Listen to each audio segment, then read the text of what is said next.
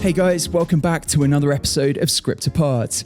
My name's Al Horner, and this is a podcast about the first draft secrets of great movies and TV shows. If you're tuning in for the first time, here's how it goes down. Each episode, a brilliant screenwriter revisits their first draft of what became a beloved movie or series. On the show today, we have a guest who, simply put, just knows great comedy. As a director, he's responsible for beloved movies like Bridesmaids, Ghostbusters, and The Heat, not to mention memorable episodes of TV shows that I love, including Arrested Development, Parks and Rec, 30 Rock, and The Office. When it comes to writing, typically, he more often than not passes the baton to brilliant collaborators, writers like Annie Mumolo, Kristen Wiig, and Dippold, bringing their scripts to life from his director's chair. On the occasions, however, that he does write his own screenplays, it's without fail an absolute laugh riot, full of warmth, affection, inclusivity, and infectious positivity. Yes, today on Script Apart, it's the talented and very charming Paul Feig. Let me take you guys back a couple of decades in Paul's career for a second. In the late 90s, having starred as an actor in the TV show Sabrina the Teenage Witch, before deciding to move more behind the camera, Paul created Freaks and Geeks, a sitcom of sorts following the exploits of a band of hilarious high school misfits. The actors portraying those misfits would of course go on to dominate American comedy for decades to come. We're talking about James Franco, Seth Rogen, Linda Cardellini, Jason Segel. They all got their breaks on the show, which ran for just one season in 1999. Its legacy has lived on though, as has Paul's reputation as a storyteller who aspires to bring people together in the movies and shows that he creates. In the conversation you're about to hear, we break down the show's brilliant pilot, including the scene that he believes got the show cancelled, the still raw memories from his own high school experience that drive its plot, and the bleak existential crisis that the show's lead, Lindsay, is suffering as the series gets underway. That is not all though. When we were setting up this episode over email, Paul had the great idea of also touching on Spy, his fantastic 2016 espionage comedy starring Melissa McCarthy. That way we were able to get a really great sense of how writing comedy for TV back in the 90s differs from writing comedy for the big screen today. It's a fascinating chat in which Paul shares along the way the George Bernard Shaw quote that inspires the spirit of kindness in his work. We also talk about the benefits of writing a Bible for your characters, consisting of every intimate detail of their lives, his relationship with Judd Apatow, who's been integral to a number of Paul's projects, and the time that Britney Spears was touted to appear on Freaks and Geeks. This was a fun one to record that should hopefully bring some peace to my poor mum at long last, 10 years after a terrible, terrible incident. You'll hear what I mean. Thank you to Paul so much for taking the time out of his busy schedule working on his new movie, The School for Good and Evil, to chat with me. And thank you, as ever, to our Patreon supporters for helping make this episode possible.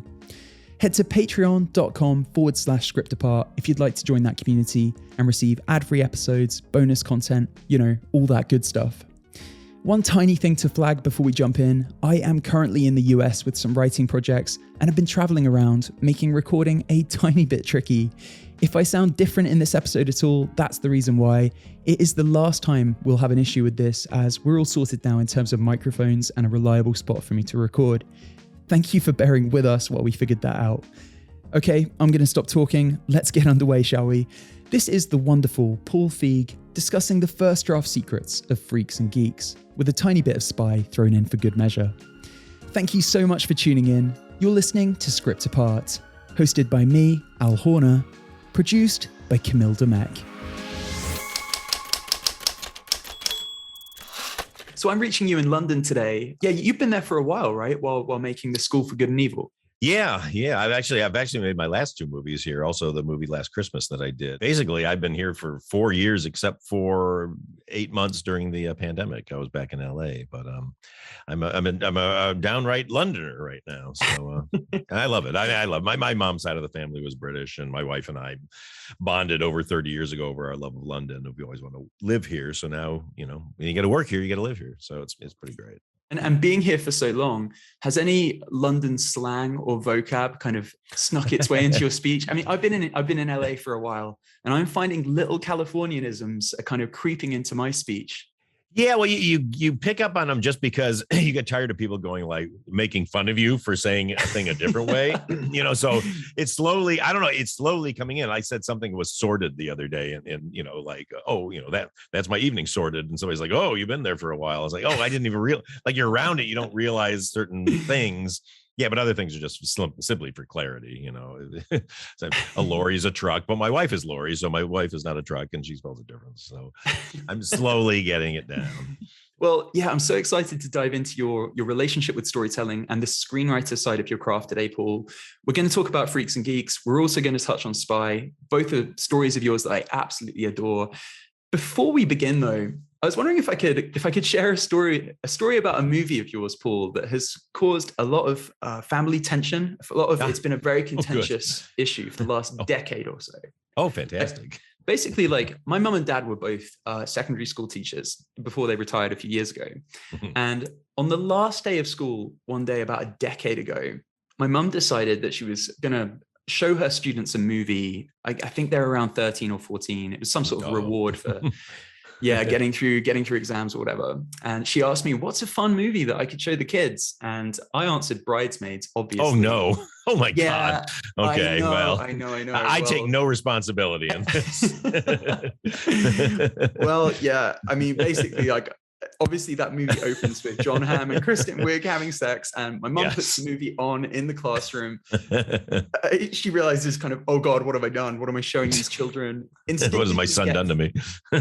Yeah, exactly. She gets up to kind of like instinctively like cover the screen with her body, shielding the kids from the content. But of course, it's being shown on a projector. So now John Hamm and Kristen are just on her back. And she has not yet forgiven me. So it comes up like a minimum of once a week. And rightfully so, Al. You're what kind of monster are you? I know. I mean, if you could deliver a message live on air to my mum, Mrs. Horner, I think it would go a long way to allowing us to heal and recover from that moment. Mrs. Horner, he had no idea what he was doing. He likes comedy. You get so far into the movie, you forget that it opens like that. But there's still some, we dropped the C word in that. So, no, I can't defend your son. He did a terrible thing. You could have shown them I Am David, a movie that I made. There's wonderful unaccompanied minors. You went right to Bridesmaids. Well done, sir. Yeah. I mean, in fairness, I think those kids, it was the best day of their school lives. I was going to say, exactly. Score for them. Anyways, so Paul, let's dive in. I'll start off with a simple question. Over the course of your career, you've directed a lot of movies and shows. Your writing credits, though, are kind of a lot more scattered. All the projects that you have written, though, from interviews I've listened in on, they seem to be kind of super close to your heart. What is your relationship with writing? Do you enjoy that process? And what determines the films and series that you decide to sit down and pen? Yeah, it's for everything I'm going to write. I mean, it's weird. Like it's usually an original idea, but then like the first movie I made, which nobody's ever seen, is called Life Sold Separately, which I made for $35,000, and it's still sitting in my house. But that was something I wrote because for twofold. I wanted to make a movie. I had some money because I was on this show that's Sabrina the Teenage Witch, and I had a little bit of money stored and wanted to, write, direct, and star in a movie. So I was like, okay, what can I do for $30,000 at the time, which you had to do on 16 millimeter? And so I wrote a movie, that movie that took place in a field, 4 characters, one day. They all show up separately in this middle of this field, having gotten information, divinely that there was a UFO was going to show up and take them all away. But it was inspired by, I had a lot of friends had committed suicide in the years before that, and it was kind of a little allegory about people wanting to escape the earth and all that, and how kind of get them over that. So that was something close to my heart. But I always like to tell a story through a different, not medium, but through a different way, just to tell it. Like, I don't want to do a story about like, okay, trying to get people to not commit suicide. So I was like, okay, what's an allegory? Okay, UFOs. I was into UFOs and all that, and all that. So, finding ways to tell stories that mean something to you. And then, then I did an adaptation of a book called I Am David, which on its, on its front does not look like anything from my life. It's about a kid who grows up in a communist labor camp and has to work his way across Europe to find his mother. But my mom had just died like, a few months before I got sent that book. And so I really related to it in that way, because another was a kind of an allegory of trying to, find somebody you've lost.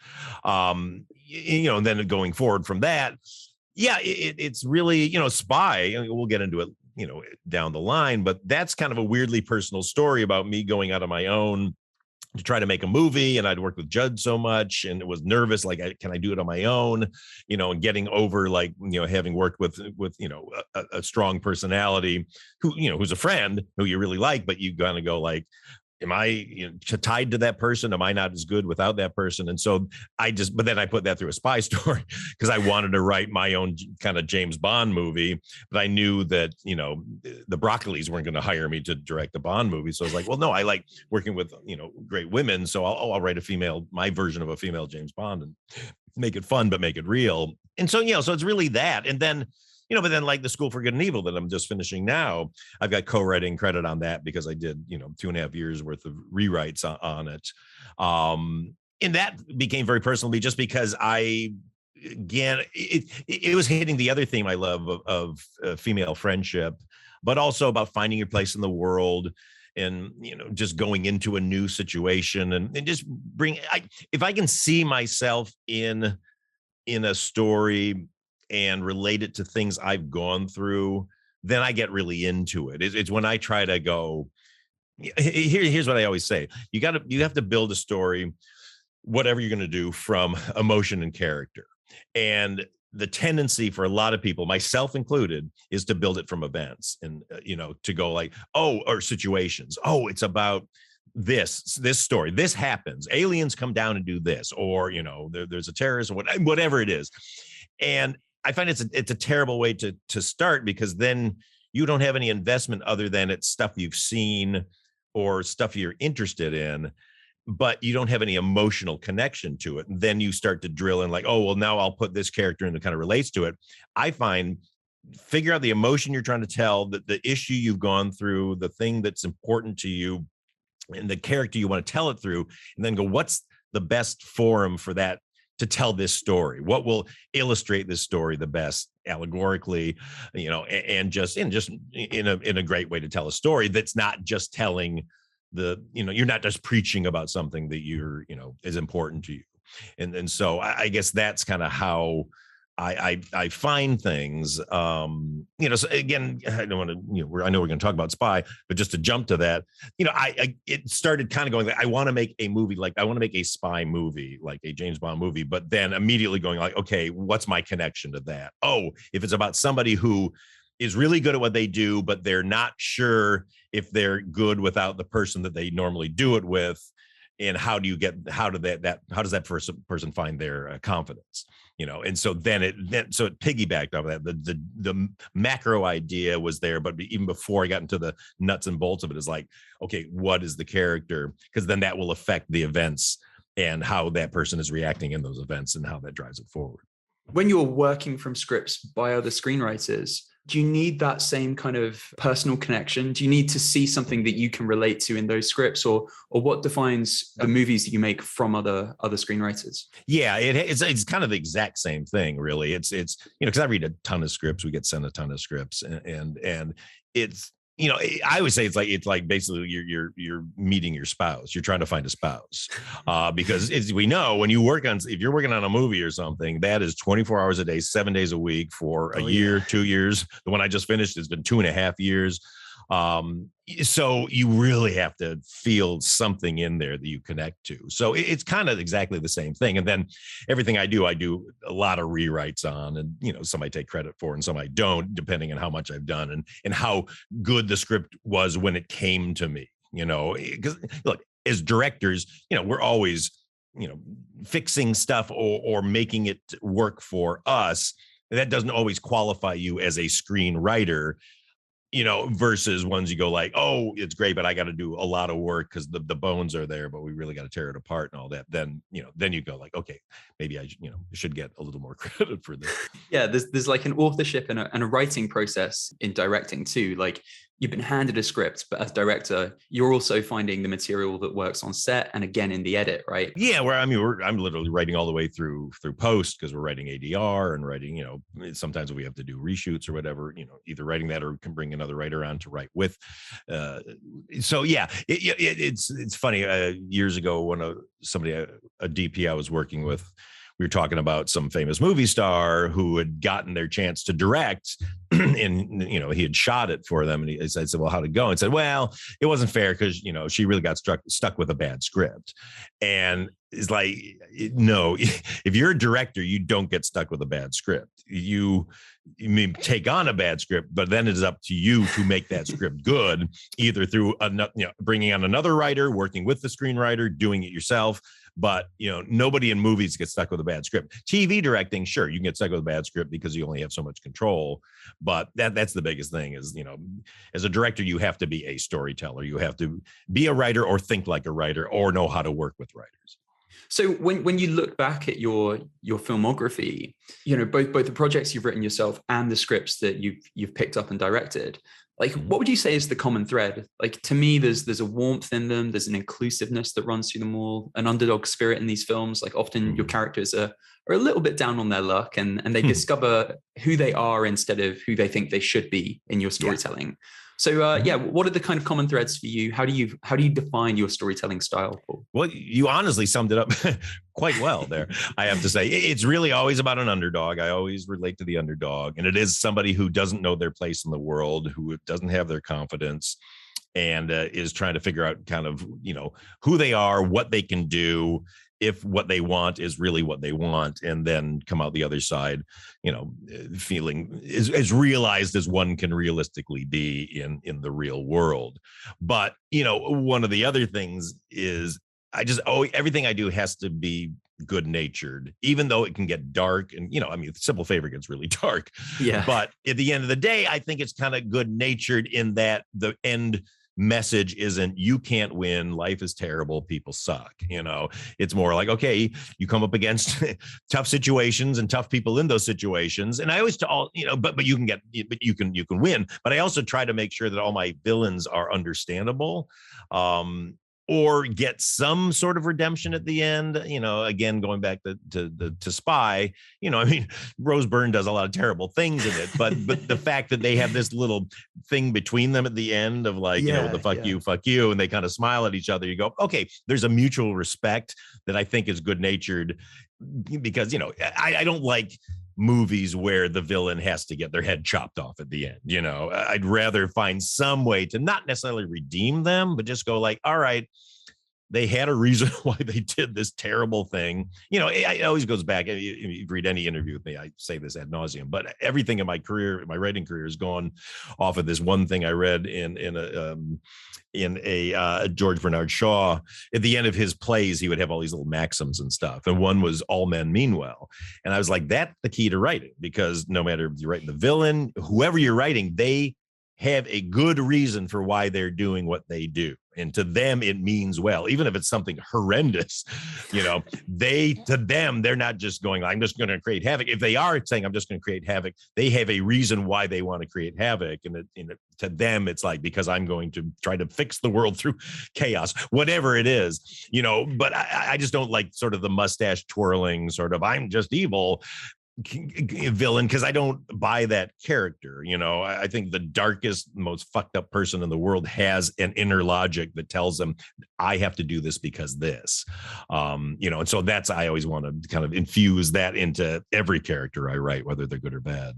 Yeah, and those things you just described of creating something good-natured that engenders empathy, like those are tenets of like films that seem to kind of provide like a communal experience. The way that, like, I don't know, like old Steve Martin movies would kind of have this across the board appeal and that sense of that good-natured sort of sense of empathy for all the characters, including the antagonist. Like, that's something that kind of brings people from all walks of life together. And I've sat in cinemas in your movies, and it has been just such a spread of people. Can you tell me about where that desire to do something that had a kind of universal appeal began for you? Were there particular movie going experiences? Yeah, I mean, I've just always been a people pleaser, and my only goal has really been to kind of make people happy. I mean, that's why I went to comedy, because I could entertain people and hopefully make them happy. If you go psychologically and do it, I think it's because you want people to like you, and so you're just you don't want to be the squeaky wheel. But I also, the irritant. But at the same time, I also had enough bullies and just stuff in my life that I was like, I don't ever want to make anybody feel the way that people make me feel when they make me feel bad. I just don't like that. It's like, and I got it from my mom, I think, because she was she liked very positive, happy stuff. I remember she was just so upset. There was a time when like talk shows were things like we had a show in the US called the Phil Donahue Show, which was like a daytime show. We'd have some people on and they would talk, and even if they didn't agree, it was all very civil and thoughtful. And then I remember when the Jerry Springer show first started, my mother was so upset. And I don't like this stuff either. She goes like, it just brings the whole tone of the country down, with people screaming and yelling and all that stuff. And I agree. And I honestly feel like that those kind of things have gotten us to the political climate that we're in now, where everybody's just shouting everybody down. So, for me, it was just, I'm a Hollywood filmmaker. I loved Hollywood movies. I'd watch Singing in the Rain with my mom, where we just have the greatest time and be happy at the end. And I go like, I want to do that. When I went to film school, I would see, hardcore dramas and these indie films that were also bleak and everything. And I really appreciated them for their artistry, but I was like, that's not the message I want to send into the world. I just can't physically work on something for a year that every day is like getting punched in the face. I want to have fun, and I want to make sure people have fun, and then also making, having made the decision early on, having made a independent film, and it took so much time and so much work, and then I couldn't get it out anywhere. Coming out of that situation saying, well, I always hear that studio movies are hard because you get all these micromanagement people all over you, but I bet I'm going to work just as hard on that. And at least I know it's going to come out and it's going to have marketing, So I made that decision early on of like, you know what, fuck it. I'm going to take the slings and arrows that I have to make sure that what I do gets seen. And so when you do that, obviously then Hollywood wants happy endings, quote unquote, but so do I. I just think my job is to entertain. And if I can make you think about anything and I can teach you anything as I'm entertaining you, that's great. But my first goal is to entertain you. Another kind of facet of your writing that seems to come up often is the sort of characters you write are supremely tailored to the actors that are going to appear in those parts. Like across Freaks and Geeks, you seem to really zero in on the characteristics of all those actors who, of course, would go on to be major stars, and you wrote to their comic strengths. Projects like Ghostbusters and Spy, especially, which obviously you wrote for Melissa McCarthy. Yeah. They have that feel too. Like, so I'd be curious to hear, Paul, like what your process is for writing specifically for actors who are going to be delivering your material. Like, is there a particular trick? Do you insist on hanging out before you get to the sort of get to screenwriting, or how does it work? I mean, it varies from project to project. Freaks and Geeks, I wrote as a spec script. When I was an actor still, and I had no writing career, even though I was writing, but nobody cared. I had a drawer full of scripts, as a lot of us do, that nobody even wanted to read. But that I was so inspired by. Well, the initial inspiration for that, I'm getting away from your question, but I will come back to it, I swear, was my friend Matt Reeves had just created Felicity with J.J. Abrams.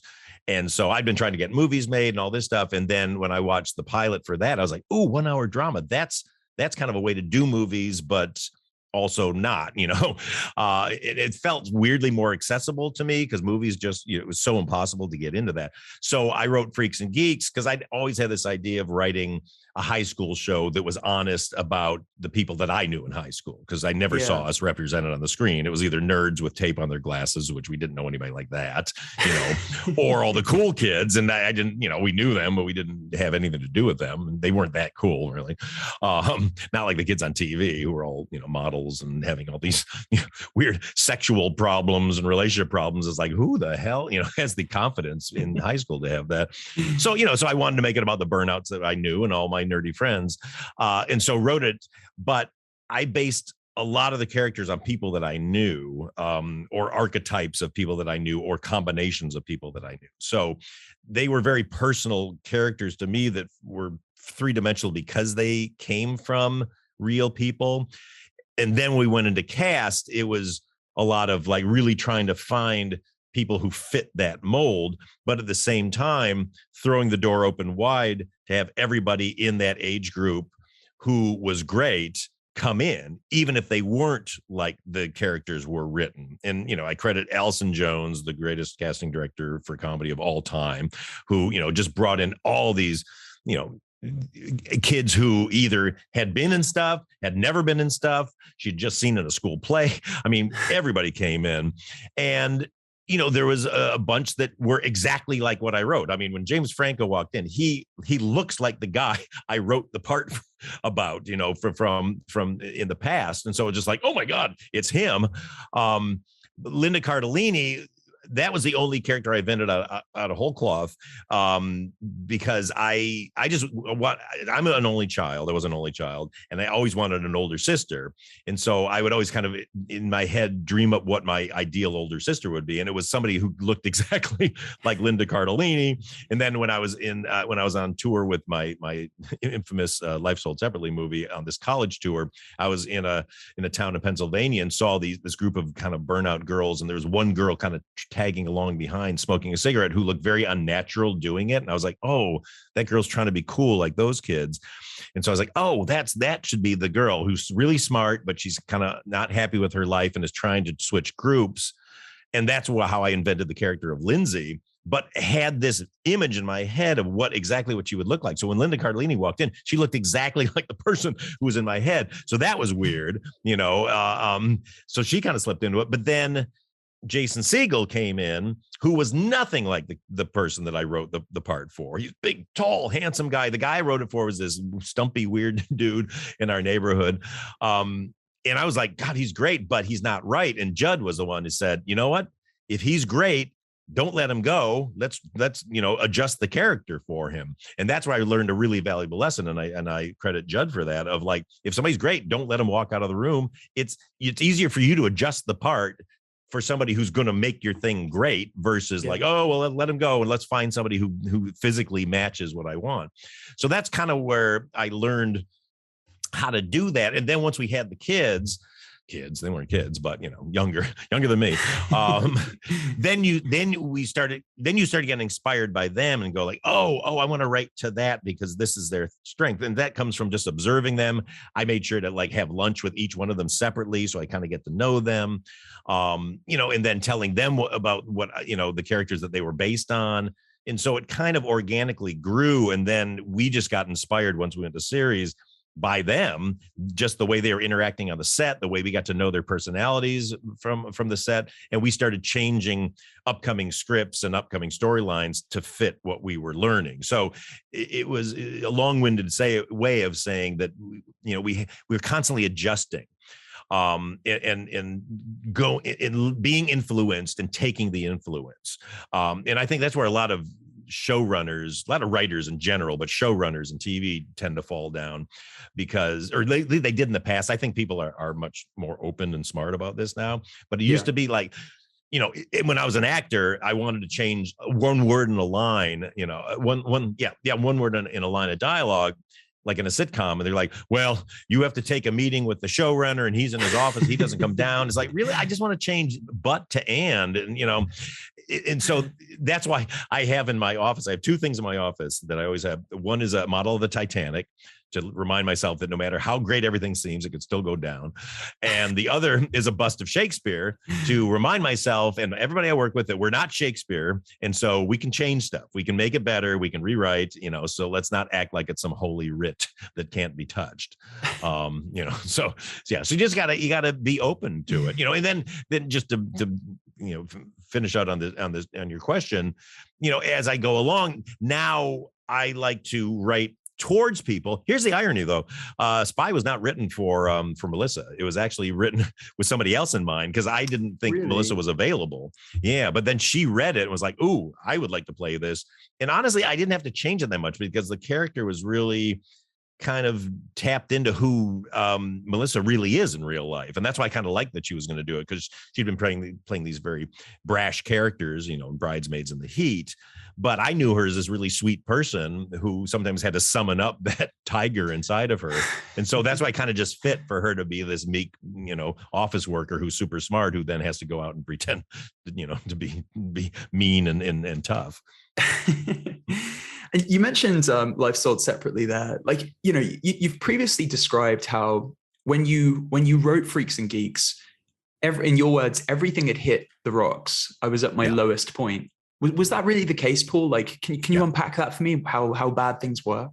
Yeah, it was bad. It was because I was a stand-up comedian. I went to film school at USC, came out of that, got a job as an intern reading scripts for Michael Phillips, the producer Michael Phillips, and then I turned that into a job after I officially graduated. It was an internship first, but then I got bored by doing that, because I just didn't like reading scripts, although I learned a lot from reading scripts, but I didn't want to be an office person.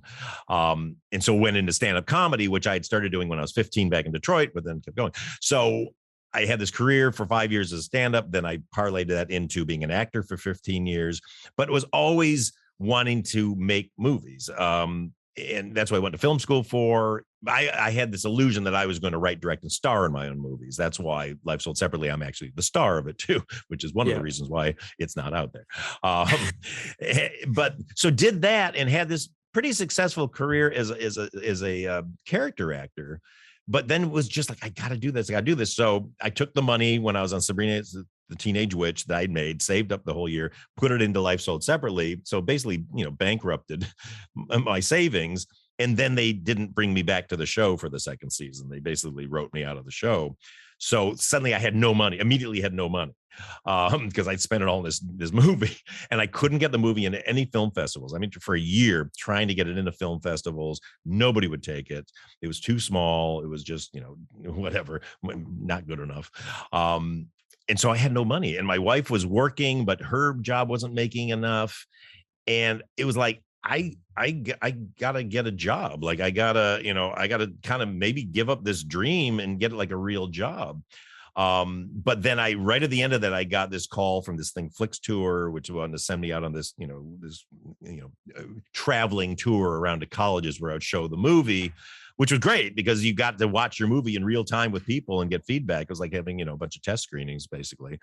But then when I was out on the road, I wrote Freaks and Geeks. So it was literally right when I was about like, okay, I have to get out of the business that and Judd and then NBC bought the pilot, and then everything changed. Were there frustrations from your experience with the industry at that point that you were pouring into Freaks and Geeks, or where did because it's such an outsider show, the characters are by definition outsiders. Was there anything from your life at that point that was feeding into either the feel or tone of Freaks and Geeks? Well, I think as an actor, I was having a hard time getting jobs. What happened when I was in my 20s, everybody was casting people in their 30s.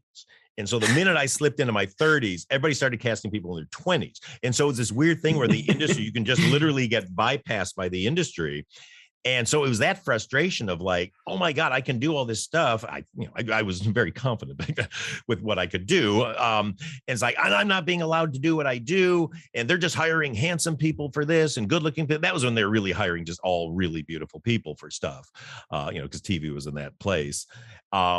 And so I think of my frustration with that, and then watching shows that were supposed to appeal to like my past of like when I was in high school and how hard it was. And they were all soap operas, with all these beautiful people having, hookups and the problems of relationships. I was just like, and it just made me so mad after a while that I was just like, fuck it. I'm going to do a show about the people I knew and the experience that I had, because I talked to other people and they didn't have the experience that these people are having in these fantasy shows either.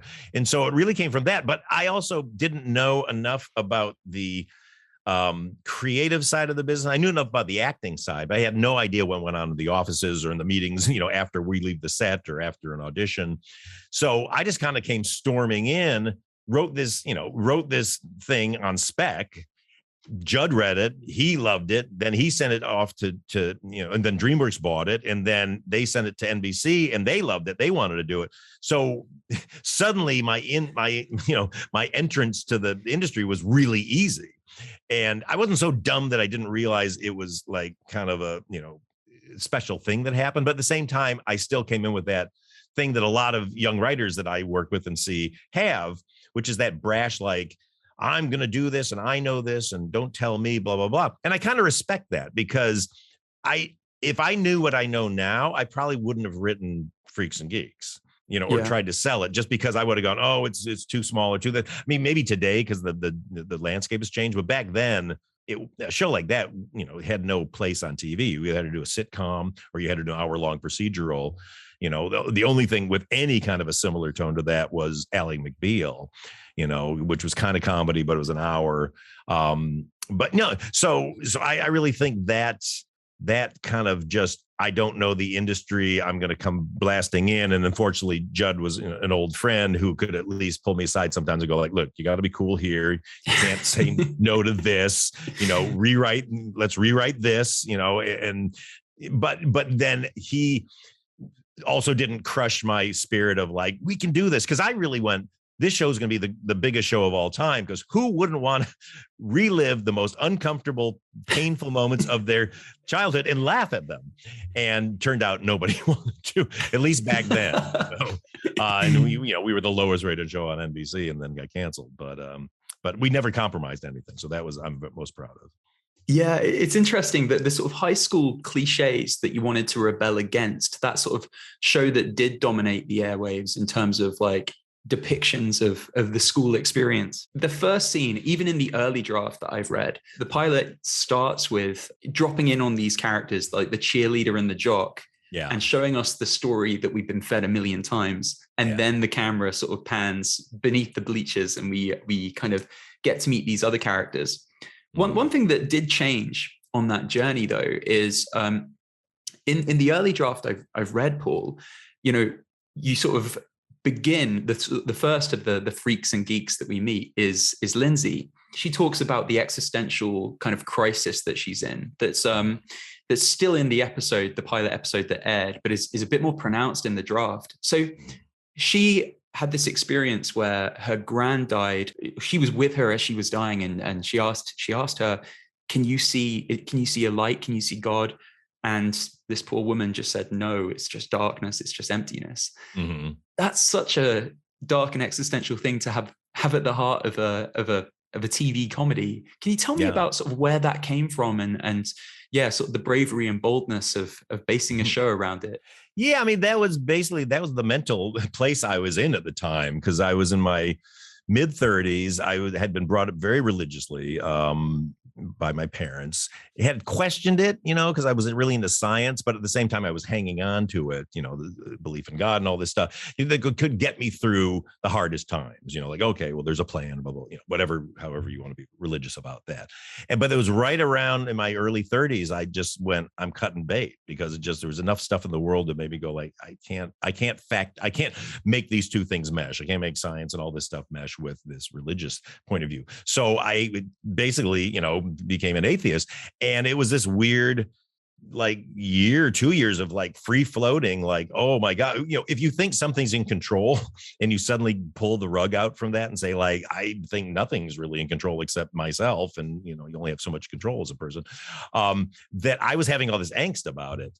And when I wanted, when writing this, the character of Lindsay, who is the only character that didn't really exist in my life, I knew I wanted her to be really smart and mature. And so I went, well, okay, I'd always read that like 16-year-old girls tend to be the same maturity level as guys in their 30s. And so it was like, okay, well, this is perfect. Then I'm just going to make her the mouthpiece for all the angst that I'm going through right now in my 30s and kind of graft it onto Lindsay. And so that's really where that came from. I mean, honestly, that speech she gives is kind of based on all the stuff I'd been going through and angsting about. And I, was going like, well, what would be the thing that spurs her to want to make this seismic change in her life? Because I have a lot of friends when I was growing up who were like my best friends, like let's say in junior high, in seventh grade, and you do everything together. You're such nerds together. And then over the summer, you'd lose touch and you'd come back and they would be completely different people. Like they would be one friend who was such a nerd came back as the darkest burnout, like freak I've ever seen. He was like scary. He would just stalk around the school and just like, I used to have sleepovers on your floor and stuff, like we used to talk about cartoons, and so I always got fascinated by what happens when people just go through something when they get away from their group. And I think that just kind of played into like, what did Lindsay go through? And it's, but I needed to pin it on something more than I didn't want to be like drug. Most of those kids just got into drugs. That's what's tended to sadly change them.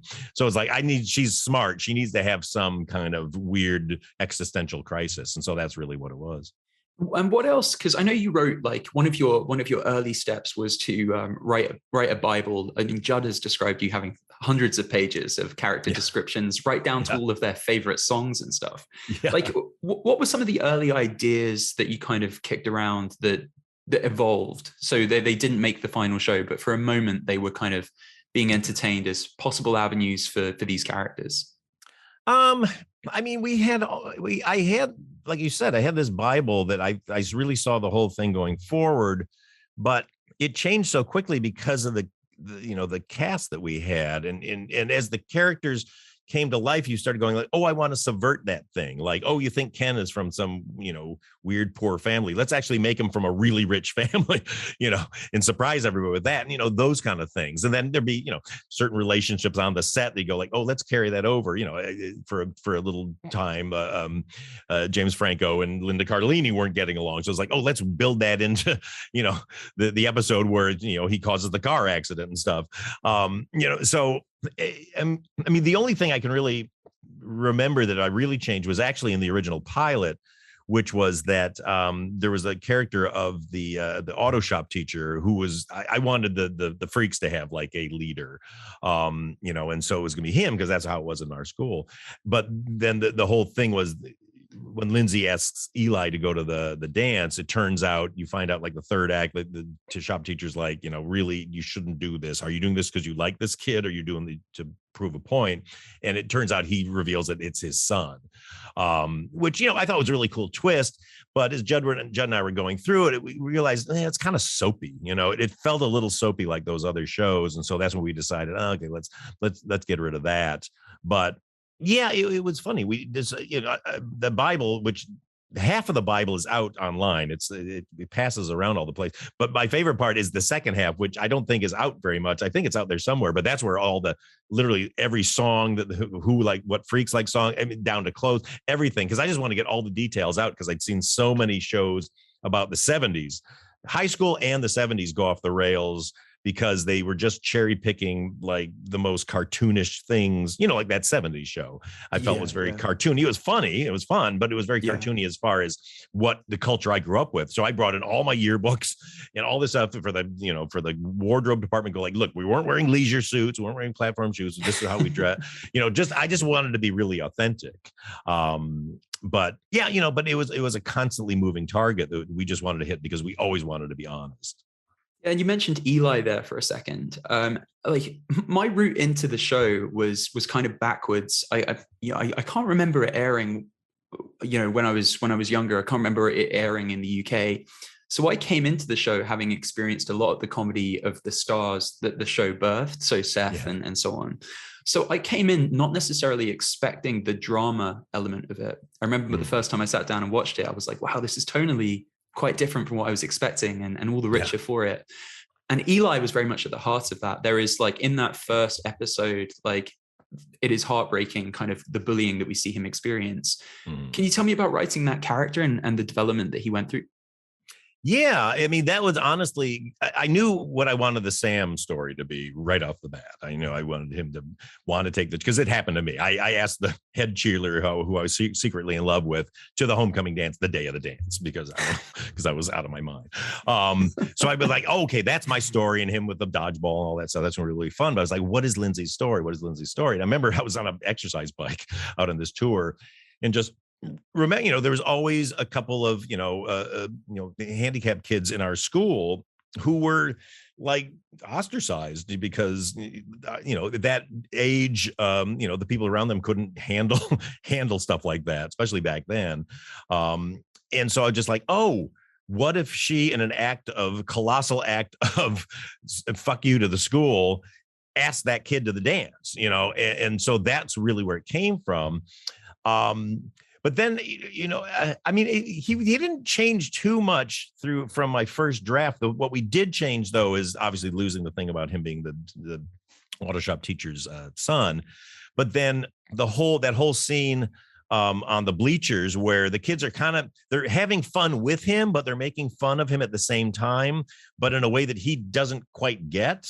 And it's Lindsay, Judd and I really love this, that Lindsay comes in to defend him and says the wrong thing and sets him off. And then, he runs away and breaks his arm, which I will go to my grave saying, like, that is the scene that got us canceled because we had this big premiere date and we got the most amazing reviews you've ever seen in your life. I mean, it was really crazy, but not a great night. Saturday night at 8:00 is not a great night, but still our numbers were really big. But if you look at the drop off at the end of the first half hour is so gigantic, and because it literally ends with Eli on the ground screaming in pain because he broke his arm. And I think people just like, this, I can't, this is more than I can take. There must have been so many people over the course of the series airing, and then especially in the amazing afterlife the show has had, who have come up to you and they have wanted to express how seen they felt by the experience. This is a lot closer to my high school experience than, the majority of high school shows. Like, what's that been like? And was there a particular moment where you realized that this was resonating and that you'd provided a kind of cathartic service for people? Well, when we were on one of the first shows to have a really active website and message board. So of course, we really made a point of keeping up with the fans online. So we knew we were hitting people, but the fact that we were a network show at a time when, most shows drew 15 million, 20 million people that were, hits or even middling hits, we had a loyal audience of 7 million people every week, which today would be one of the biggest shows on TV. But back then it made you the lowest rated show on television. So even though we knew we were reaching an audience that we liked, all you could see and all we were hearing about from the network is, you guys aren't doing well. Nobody's watching the show, so it was very hard to go like, yeah, but we're really hitting our group, because all you have dangling in front of you is like, we're going to cancel you if you don't get your numbers up. So you just kind of didn't really know. So, when the show got canceled, it just felt like it was a giant failure, even though I felt creatively really good about it. We never compromised anything. They, had a couple of moments of like, put Britney Spears in as a waitress. And it was like, okay, that seems, now I kind of wish we had, but back then it seemed very pandering and like against what we were trying to do with very realistic characters and all that. Is that actually a suggestion? Oh yeah. That almost happened. Oh, well, it didn't almost happen, but it was definitely a suggestion. That was somebody's big idea. And, back then we were whatever, so highfalutin. But yeah, so we had no clue, but in the years since, it's been great. The fact that it just keeps going, it's been 22 years now. And the fact that people are still, you and I are still talking about it, that's really heartening, because that's what you always dream will happen with a TV show. But especially back in 99, when we did it, there was no afterlife for shows unless you went to syndication. There wasn't shows weren't even out on DVDs. So it was basically like the minute you got canceled, it was this feeling of like, oh my God, the show might as well not have existed, because it's going to just be gone. Nobody's ever going to see it. But that's why Judd and I were fighting so hard to get it out on DVD, but it took 4 years. And I kind of gave up on the fight, and Judd kept fighting the fight because every place that wanted to do it didn't want to pay for the music. So they wanted to replace all the music with just score. We had this, international score that we did that was nothing. But I was like, no, I'd rather not have it out there than to have it in this incomplete form, because the songs were so integral to it. I mean, I literally wrote scripts to the song, to the actual songs. But so when Shout Factory finally ponied up the dough 4 years later and put it out, it changed everything. And they've made a ton of money off of that, which thank goodness, because it just kept it alive. I had completely forgotten how this was one of the first shows that had that sort of online pickup, and that of course was back in the sort of sweet, earnest days of the internet. It must be crazy for you, Paul, to have experienced that, where you saw this community online kind of gathering around the show in a very positive way. And then decades later, Ghostbusters seeing the complete opposite of that. And them turn on me. Exactly. Oh, no, I mean, I was such a baby because I had this lovely relationship with the internet ever since Freaks and Geeks. And it was always just, people were just very positive. The shows I was on, people really liked, The Office and the rest of development, and then Bridesmaids and The Heat and Spy, all that stuff. So I just kind of like, Twitter especially was just my haven of like, hey, I'm having dinner, I'm bored, I'm by myself, let's all talk. And we'd have all these back and forth. Yeah. And so then when it turned on Ghostbusters, it was like, oh man, it definitely kicked me out of the nest, but it's probably good that, you can't be that naive online anymore. But it really, I really went through the fire because I felt like I was back in high school being bullied again. And it triggered, it was a real trigger for me. And I didn't handle it well in the beginning. And that's why I caused more problems, because I fired back at a couple of people. And as we now know, if you fire back at some of the internet, you are a villain and they are heroes, even though they're trolls.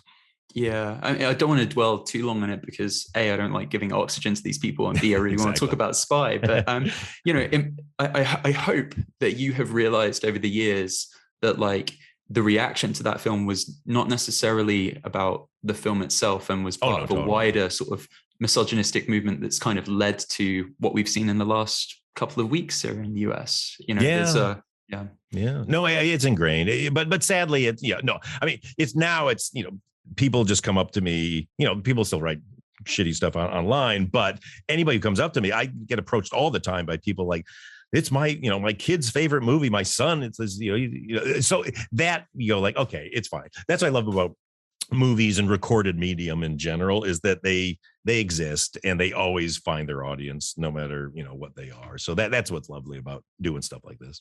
So Spy, all these decades later, was that a different writing experience? A, because of the time that had passed between the projects, you had perhaps changed your writing routine, your writing ritual, and B, because it was a movie. Is there a different approach that you take between those two different projects? No, I mean, I'm always writing, so it was just like another one. But when I was in post-production on The Heat, Skyfall, I think, had just come out, and so I was like, because I roll back the clock to when I did Unaccompanied Minors. That was right around when Casino Royale came out, the first Daniel Craig one. And I just loved that movie. That movie just blew my mind.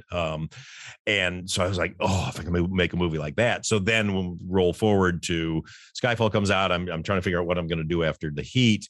And I was like, oh, I want to make a James Bond movie. I said this earlier, but I was like, but they're never going to let me do that. Oh, but I work with all these funny women.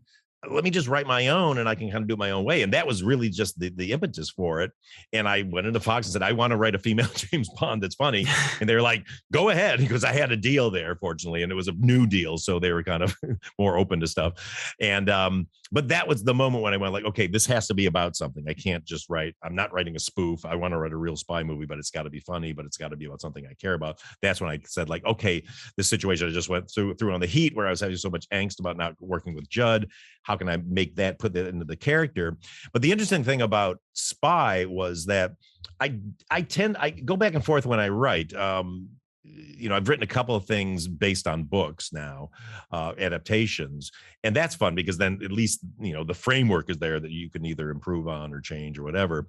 But the things from scratch, I tended to do, I outline pretty heavily and get the cards out and get all, so I really have it outlined heavily. This one, I knew the character, I knew what I wanted the ending to be, and I knew that the journey just had to mirror kind of what a spy movie does. And I just said, I'm just going to start writing it and see what happens. So this is one of the few times, and I don't recommend this because I've hit so many scripts that have hit the rocks halfway through because I don't know where I'm going.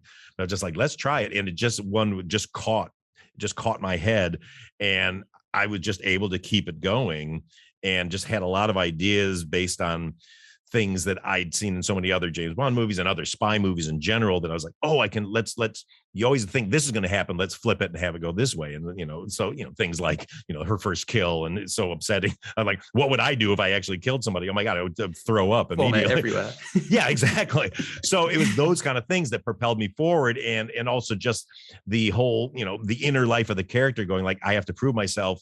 What if I was, in the same boat that I was doing The Heat, where I had so much angst for the first few weeks of shooting because I don't anybody, I don't, there's nobody overlooking me to go like, that's really good.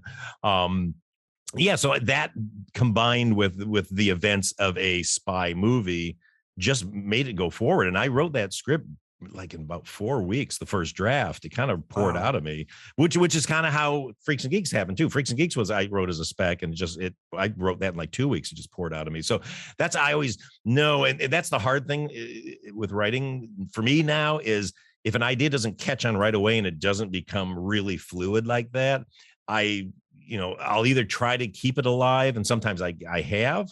But other times I've got like 2 ideas that I've been working on for like 4 years. I'm like, just throw them out because they're not flowing out of you. Get rid of them. But then in your moments of weakness, you're like, oh, but I know I can solve it.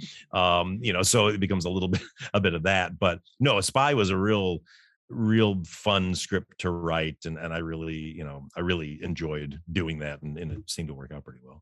So what did that draft look like that, you smashed out in 4 weeks? How different was that to the finished film? If you had the destination, I'm guessing the ending was pretty similar. Mm-hmm. What was different about the rest of the script? It was not terribly different, to be honest. I mean, it was some of the machinations of, it was different, set in different places. It was set in like Venice and Capri and in Paris, which it eventually, we went through Paris on it. But but it didn't change too much, honestly. There was more just kind of hijinks based on location. In Venice, there's all this stuff with the gondolas and, and just how Rick Ford's always on a speedboat and she's, always walking in on the Vaporato and all this stuff. So, but it didn't, honestly, I mean, it was pretty close.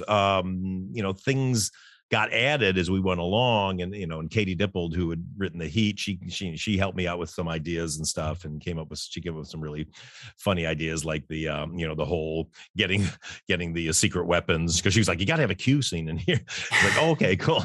So that's where the one where Michael McDonald keeps giving her terrible props. But it's fun because that world is so fun, because you go like, here's the scene that always comes up. So what's our shitty version of that scene that Susan Cooper would be shafted to? She doesn't get the cool stuff that that Jude Law gets. She gets the the middle-aged woman who is completely undervalued, who has to go undercover stuff.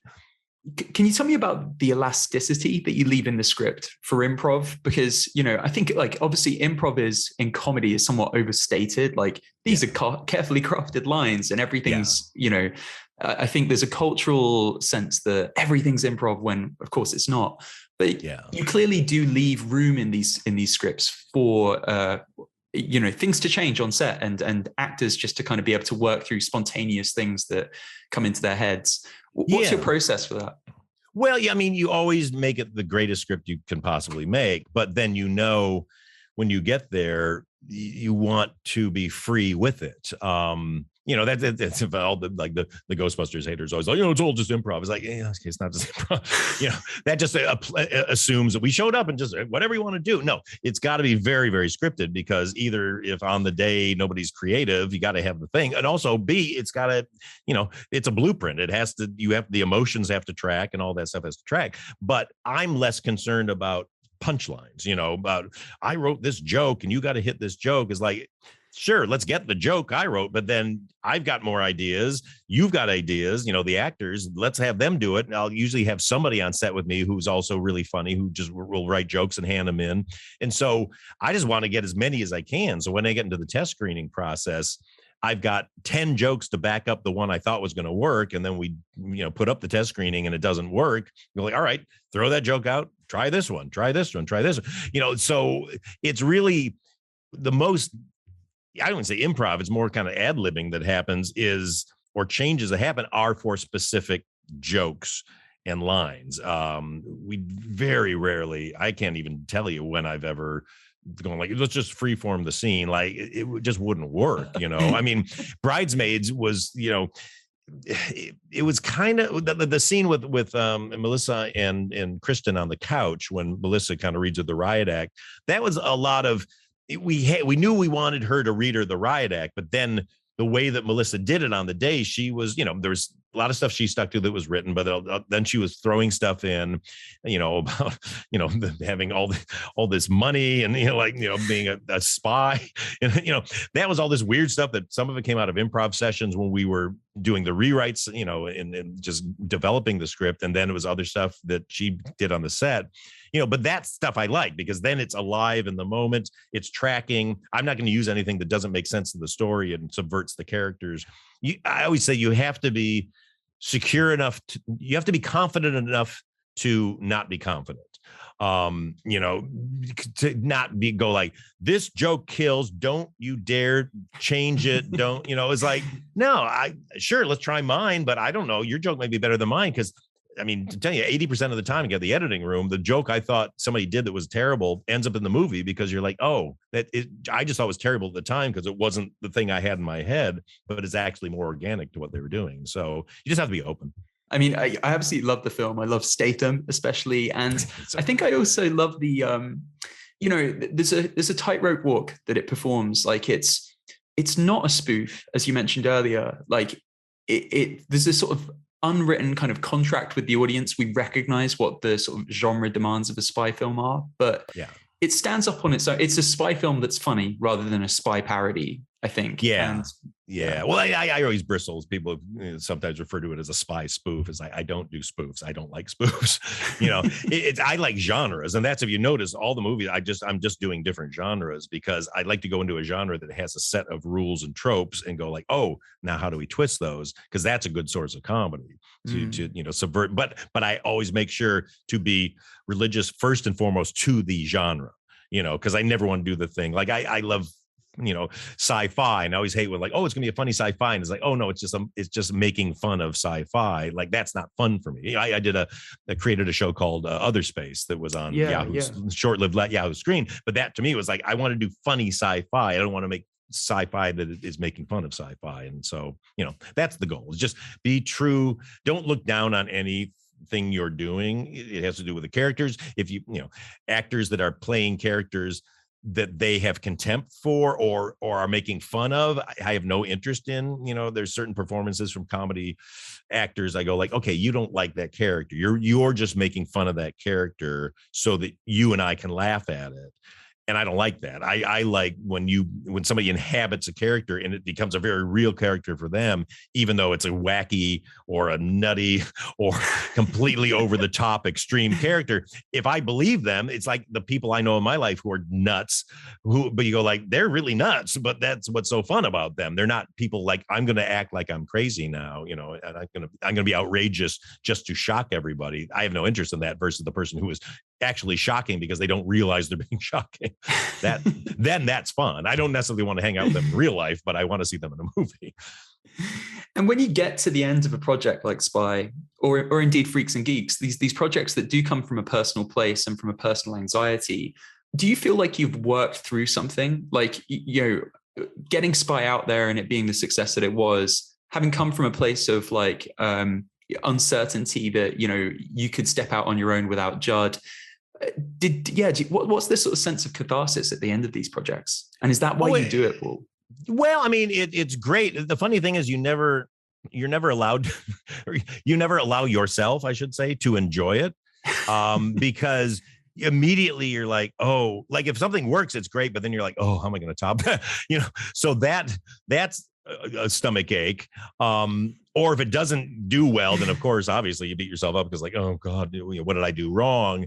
So, but I think the only great moments are when you like finish, like when you walk away from the final sound mix and the movie's locked and it hasn't come out yet, and you're like, oh man, like, oh, I finished it and I'm really happy with it. I wonder what's going to happen. I guess Bridesmaids was probably the most cathartic moment I had, because everybody was predicting the movie wasn't going to do well. And I really looked at it as my third strike, because my two previous movies, I Am David and Unaccompanied Minors, bombed. So it's kind of like, okay, it's amazing I got a third chance, but if this one doesn't work, then it's over. And so hearing that over and over again, even the day we were coming out of, like, you're not going to make your money back, this is a failure. And then to be sitting around that night with Melissa McCarthy and Ben Falcone, her husband, and suddenly the texts start coming in of like, actually, you're doing really well. And we went to the theater and walked into the theater and the place was packed and rocking. That was probably the most satisfied I ever was, of like, oh wow, it actually worked. And like, you're never happy more than you're just like, oh thank God, you're just relieved, and then you usually get sick, because your body just like lets go, and it's like whatever porous hole you have, germs come in, and then you're like laid up. Remember right after we finished shooting The Heat, I got like shingles because I was so relieved that we got through it. So you never enjoy anything because you're just so terrified of getting drummed out of the business on the next project. You mentioned how like, genre is kind of one of your North Stars, and how like, you sort of jump between genres looking for ways to kind of subvert it. And that is sometimes the starting point for these projects. Mm-hmm. Looking forward, having achieved all you've achieved, having made films that almost kind of caused an international incident in my mum's school, and not my fault. Not your fault, that's on me. But yeah, man, when you look to the future, like, what are the things that you haven't ticked off yet that you'd love to? So a musical, definitely music. I'm desperate to make a musical. Really? I want to be an original musical. That's big and splashy and means a lot to a lot of people. That's a goal. We've been trying to develop a few in my company. They're just hard. They're really hard to get right. But that, I want to do a big sci-fi epic that's fun. I'd like to do a Western someday. Again, I'm just looking at the genre. Horror movie. I'm desperate to do a horror movie, but like, a fun horror movie. Yeah, I mean, there's so many boxes to check still. I like doing thrillers. I had a lot of fun doing A Simple Favor, and we have a few other kind of thriller-ish projects in development in our company, but they all have to come from a fun place. Sounds trite, but a way that I can make them fun, even though they're true to the genres, and it usually comes from who the lead character is. Is it that's why Simple Favor I love, because Anna Kendrick's character, that character of Stephanie was just funny to me, because she was such a nerd who got stuck in this terrible situation. Like, I could relate to that. Like, what would happen to me if I suddenly got swept up in this, crazy situation trying to solve a murder? So that's really what I look for. But yeah, I mean, the sky's the limit. I just want to keep doing stuff I haven't done. My new movie, The School for Good and Evil, is a big fantasy movie, which I've never done before. And I've just had the best time doing it. I mean, yeah, that's one of the projects that's on the slate as we speak today. You're kind of in the final mix, I think you mentioned. Final mix, yeah. So what can you tell me about that and sort of some of the other projects that are coming up in the immediate future? Like Spy 2, I think, was announced. Is that still on the cards, Paul? No, that's some IMDb weird thing. Right, stuff pops up and you're like, oh, am I doing that? Nobody told me. No, I mean, I always hold out hope that we could do another one. I think it'd be fun. And I have an idea for what the story would be. And I think it's really funny and real. But I mean, School for Good and Evil is coming out, and that's all I've been able to see, really. But hopefully we'll be making another one of those, because it's a series of books, and I really love this world we created. There's a chance we'll be doing a second Simple Favor. We're kind of working that out right now, so that could happen. And then there's kind of a lot of other projects based, some on books, some on original ideas that are in development at our company. And not a lot I can talk about at the time, but at the moment. But no, really fun stuff, and just always trying to find what's different that can still feel like one of my movies, but still surprise you, because you go like, oh, I didn't think he was going to make that. So you want to surprise people, but not surprise them so much that they go like, oh, I don't want to see you do that. So, but that's the risk you take when you take on genres. Well, Paul, this has been so much fun. I should let you go and get your evening sorted, as I believe you now say. Now you're an official Londoner. It is true. No, actually, I have to get on a meeting with a writer, so it never stops. It never stops, man. Exactly. Well, thank you so much. I can't wait to see all these upcoming projects. And thanks so much for coming on Script Apart. It's been an absolute blast chatting with you, Paul. My pleasure. I hope I didn't talk too much, but thanks so much. And thanks for listening, everybody. And thank you, Al. I really appreciate you having me on.